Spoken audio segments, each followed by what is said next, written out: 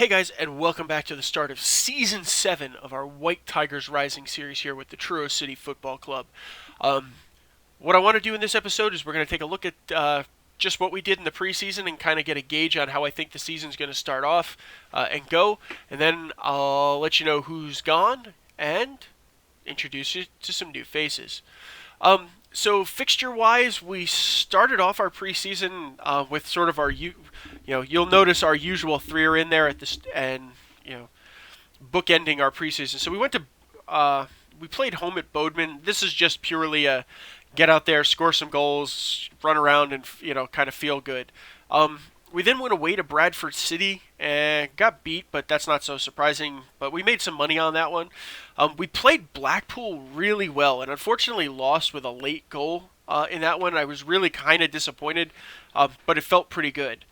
We then went away to Plymouth, as sort of my gauge of where we were at in League Two, and beat them pretty handily, I might add, 4-1 on that one.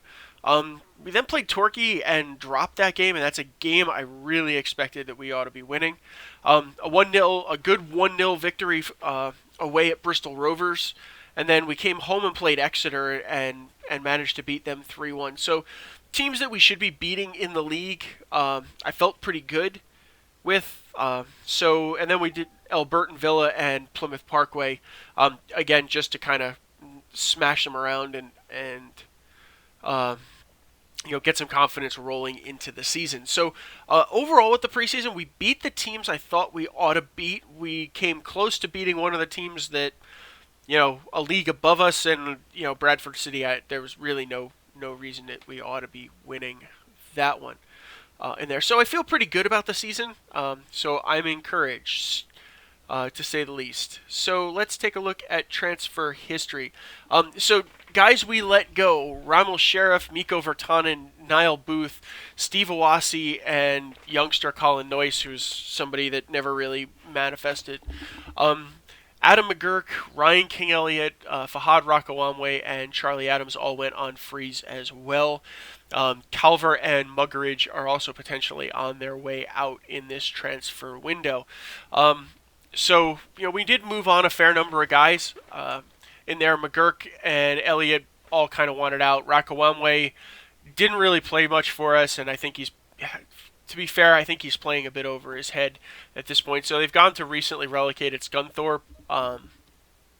We'll have to see. And then Charlie Adams, again, I need to really make a big upgrade in that midfield, so I let him go. So Eastleigh picked up he and Ryan King-Elliott, who is somebody I wasn't all that interested in keeping around anyway. So coming in, this is Keshi Anderson. So he is a striker. We're going to use him as that deep-lying forward, but he's got good goal-scoring ability in him in there. So he had a pretty good preseason, 5 goals and 8 appearances from that deep-lying playmaking role. So I'm encouraged. Like I said, I like his dribbling, finishing, first touch, composure, anticipation. Not the best in terms of positioning, but great teamwork, really good off the ball, great work rate, decent physicals to boot, and good technique. So I'm pretty happy with him on that one.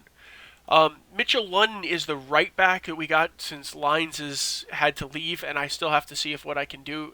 We may get him back in as a rotational guy, but I've been pretty pleased with him so far. Again, good physicals in there. Okay crossing, first touch, tackling, marking aren't bad. Okay passing, good mentals in there. So I'm pretty happy with that pickup as well.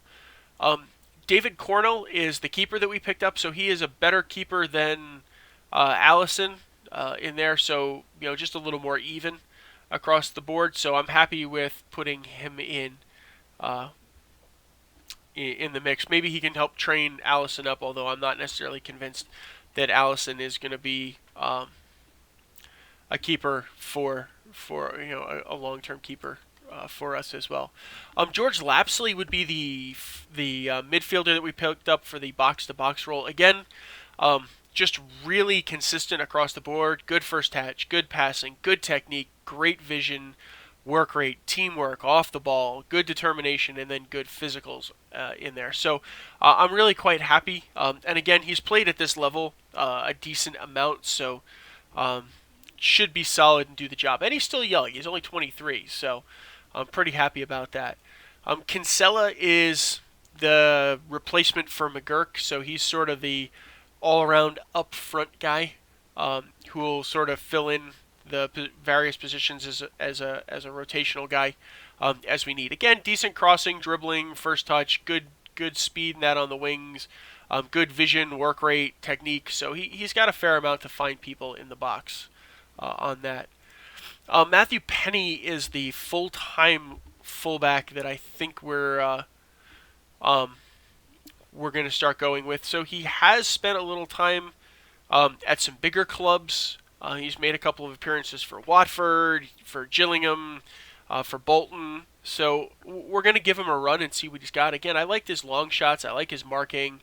Not bad tackling technique, decent physicals, good mentals. So we're going to give him a run. I believe he's also got the potential to end up being. They think he's got Premier League level potential.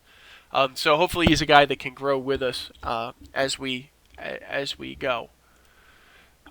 Ben Holmes is the left back or the left wing. So we got Awasi out. Dion's going to be a backup in here, and then here's our full-time left wing. So 24-year-old, not the fastest guy out of the gate, but again, decent physicals. But finishing, first touch, pretty good crossing, heading, long shots, marking, good technique, vision, work rate. So good mentals, good technicals, good physicals. So I'm pretty happy with him overall. And then Stuart Brown is the youngster that we brought in. So he's the center back that we brought in. So he's 20. I thought it was a bit worth the risk. He came out of Norwich's youth system on that. So again, good marking, tackling, heading, jumping reach. He's a tall guy.